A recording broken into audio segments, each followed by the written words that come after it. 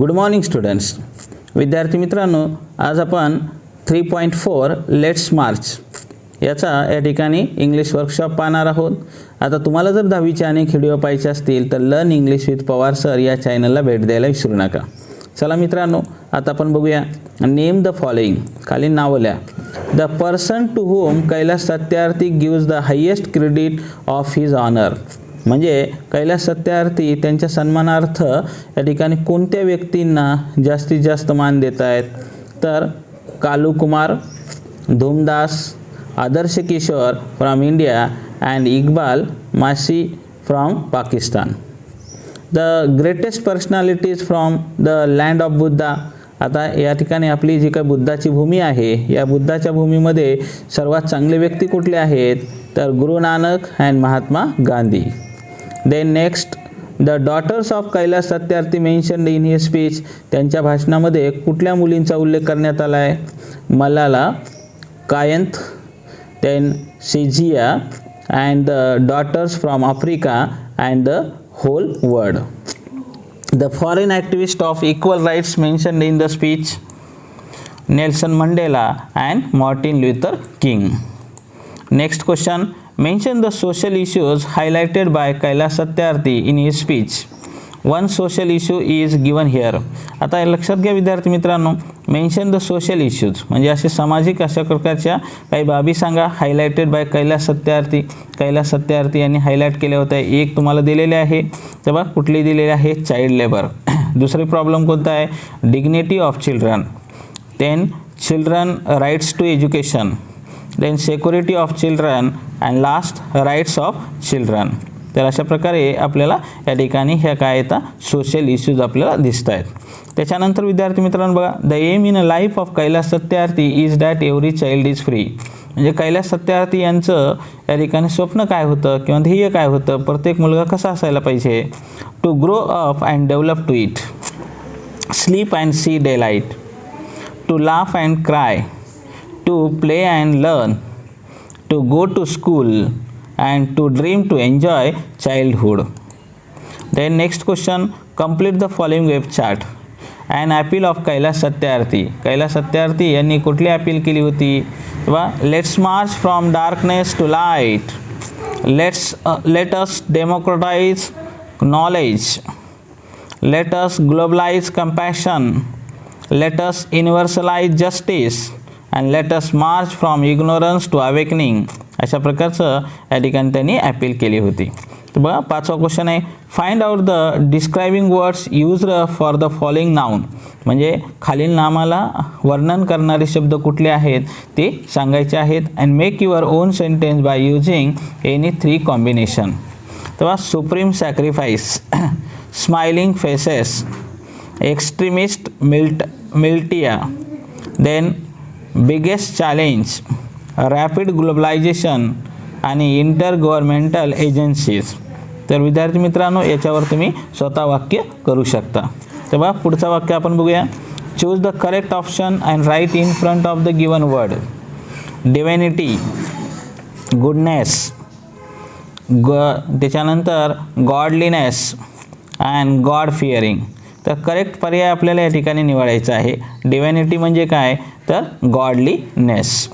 Next, extremist, militant, then robber, then spy. बघा विद्यार्थी मित्रांनो, उत्तर काय आहे? मिलिटंट. त्याच्यानंतर आहे कल्मिनेट. आता कल्मिनेट म्हणजे काय? डिस्ट्रॉय, सक्सीड का rise to peak? Yes, rise to peak, it is a culminate. Then next question, 7 नंबरचा क्वेश्चन देण्यात आला विद्यार्थी मित्रांनो. What will you do in the following situation. खालील परिस्थितीमध्ये तुम्ही काय कराल? आता बघा, खालील परिस्थिती दिलेली आहे. If you see a child working in a restaurant. जर एखादा मुलगा रेस्टॉरंटमध्ये काम करताना तुम्हाला दिसला तर तुम्ही काय कराल? तर बघा, मी काय करणार आहे? I will tell him to attend school. मी त्याला सांगेल की शाळा अटेंड कर. I will tell the restaurant manager to dismiss him from the job. आणि मी रेस्टॉरंटच्या मालकाला, व्यवस्थापकांना सांगेल की त्याला कामावरून काढून टाका. And to keep child labour is illegal. म्हणजे अशा प्रकारे बालकामगारांना काम देणं हे बेकायदेशीर आहे. त्याच्यानंतर if you find a child working on a construction site, जर तुम्हाला एखादा मुलगा कन्स्ट्रक्शन साईटवर दिसला म्हणजे बांधकामावरच्या कामावर दिसला तर तुम्ही या ठिकाणी काय करणार. तेव्हा I will explain to him, मी त्याला स्पष्टीकरण देईल द इम्पॉर्टन्स ऑफ एज्युकेशन, शिक्षणाचं महत्त्व, and tell him that he will get a better job, त्याला चांगला व्यवसाय मिळेल, and earn more money if he is educated, जर तो शिकला तर जास्तीत जास्त त्याला पैसे मिळतील.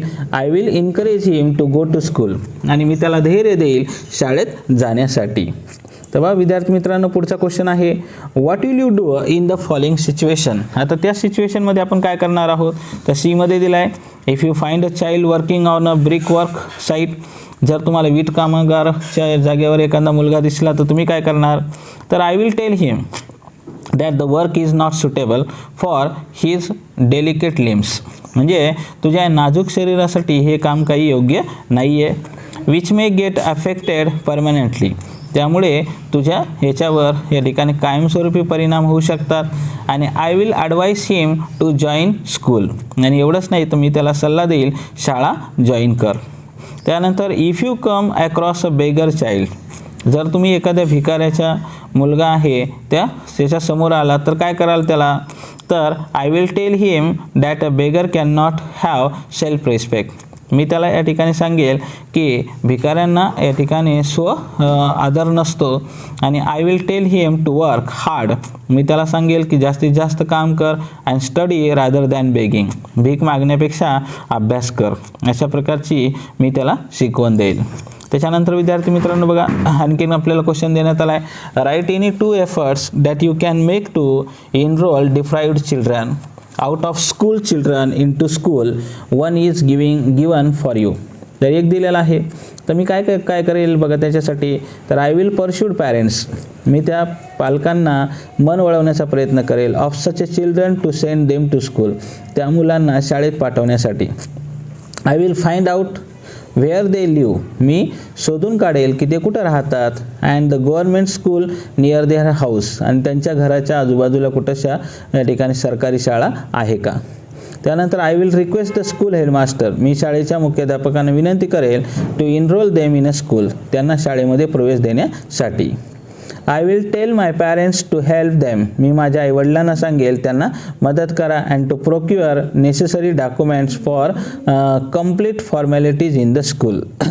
I will tell someone to arrange, आणि मी कोणाला तरी या ठिकाणी सांगेल की त्यांची व्यवस्था करा. And sponsor snacks or meal for them in school, आणि त्यांच्यासाठी या ठिकाणी शाळेमध्ये त्या जेवणाची किंवा फराळाची या ठिकाणी सोय करा, अशा प्रकारचं मी त्यांना सांगेल.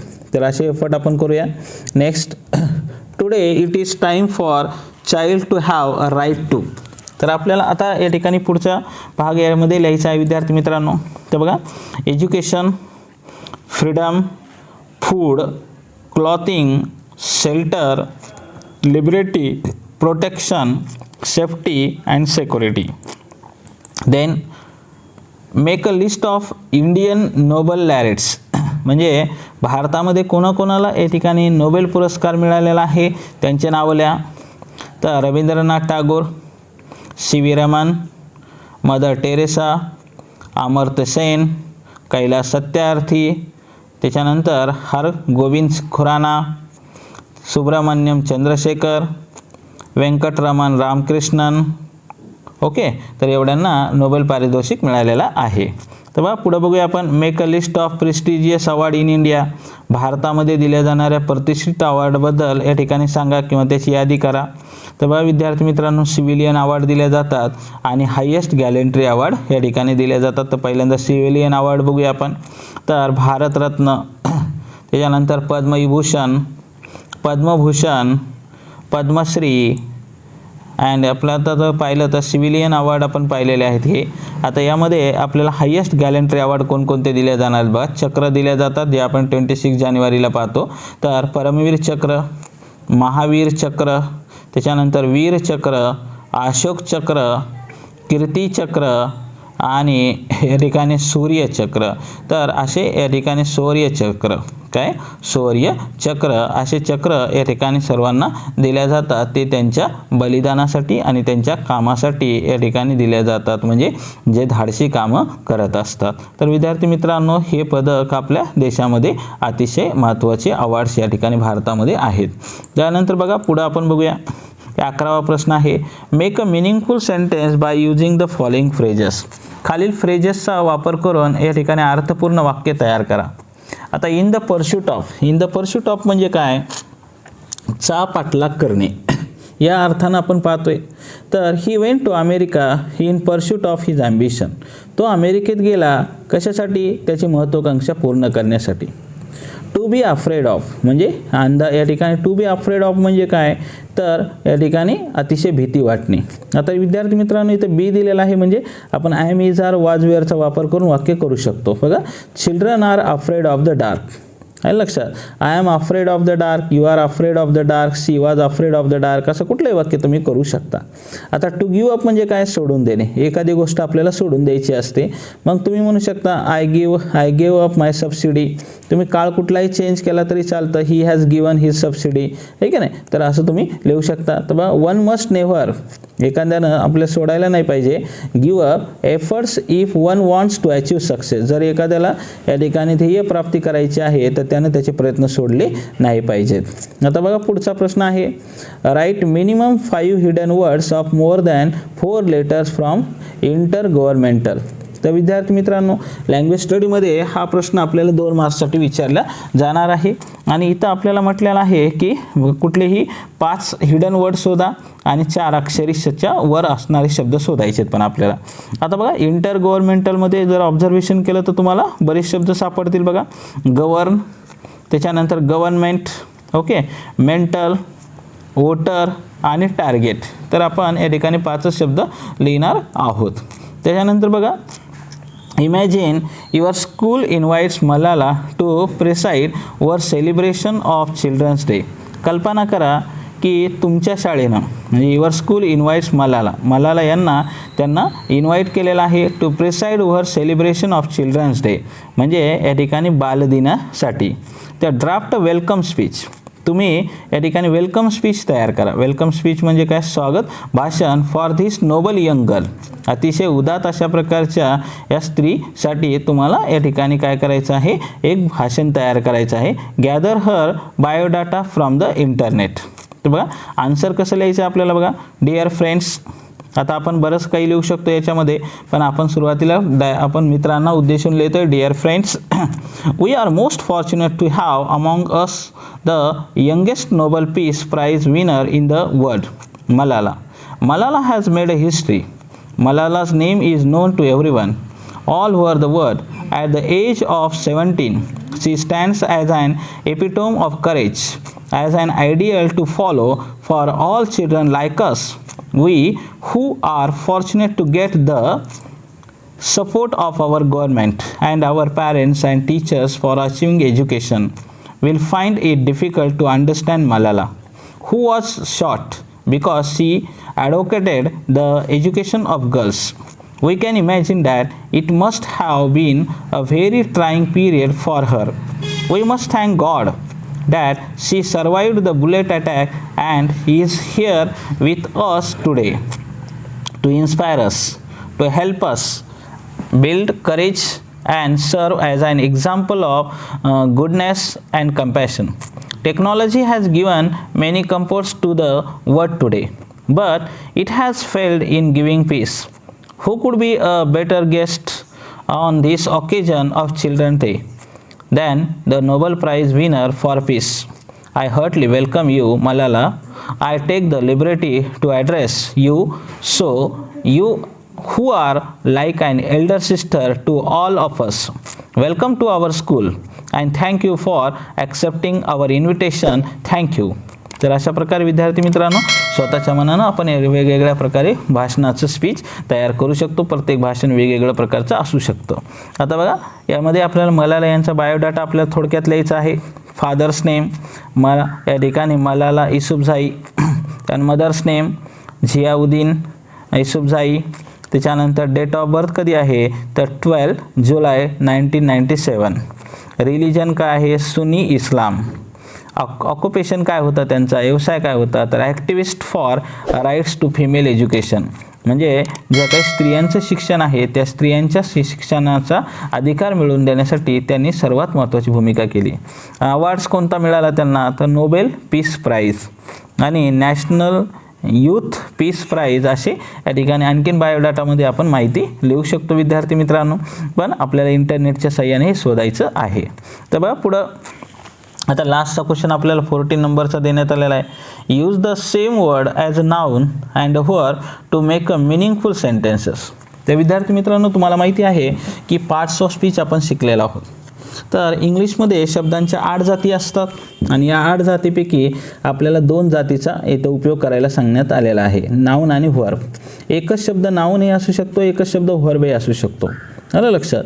मग आता तुम्हाला माहिती आहे कर्त्याबरोबर जर आपण हा शब्द वापरला तर तो व्हर्ब होतो आणि जर त्याच्याबरोबर आपण डिटरमायनर किंवा आणखीन काही शब्द वापरले तर या ठिकाणी ते काय होऊ शकतं, आपल्याला नाऊन होऊ शकतं. आता बघा मार्च, ऑनर, क्रेडिट आणि स्टिच एवढे शब्द आपल्याला देण्यात आलेले आहेत. मार्च बघा, her birthday falls in the month of March. आता बघा इथं ऑफ मार्च आलेलं आहे, राईट. म्हणजे इथं व्हर्ब म्हणून नाही आहे तर इथं नाऊन म्हणून देण्यात आलेलं आहे.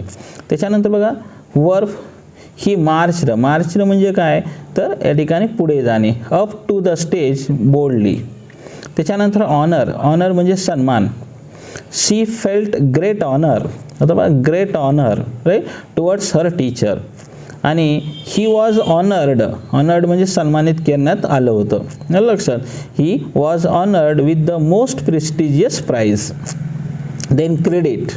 आता बघा I gave him credit my success. लक्षात. I gave him credit. इथं credit is a noun, my success. Then the bank credited. आता क्रेडिट म्हणजे जमा केले. The bank credited money in the account. Stitch बघा, he stitch was not good. I told you stitch.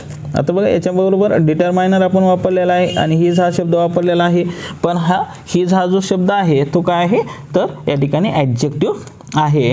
लक्षात. तर डिट is called आपण पॉझेसिव्ह adjective म्हणतोय. ही stitch was not good. बघा आय स्टिच्ड माय क्लॉथ्स. तर अशा प्रकारे विद्यार्थी मित्रांनो आपण याच्यामध्ये लिहिलेलं आहे, आय स्टिच्ड माय क्लॉथ्स. तर विद्यार्थी मित्रांनो जर तुम्हाला हा माझा व्हिडिओ आवडला असेल तर त्याला लाईक करा, सबस्क्राईब करा, इतर मित्रांना शेअर करा आणि 10वीचे अनेक व्हिडिओ पाहण्यासाठी learn English with Pawar sir या चॅनलला भेट द्या. पण विद्यार्थी मित्रांनो सबस्क्राईब करायला विसरू नका. आणि जर तुमचे कोणी मित्र परिवारातील असतील तर त्यांनाही या ठिकाणी 1ली ते 10वीचे व्हिडिओ किंवा 12वीपर्यंतचे व्हिडिओ पाठवायला विसरू नका. Have a nice day. Bye. See you.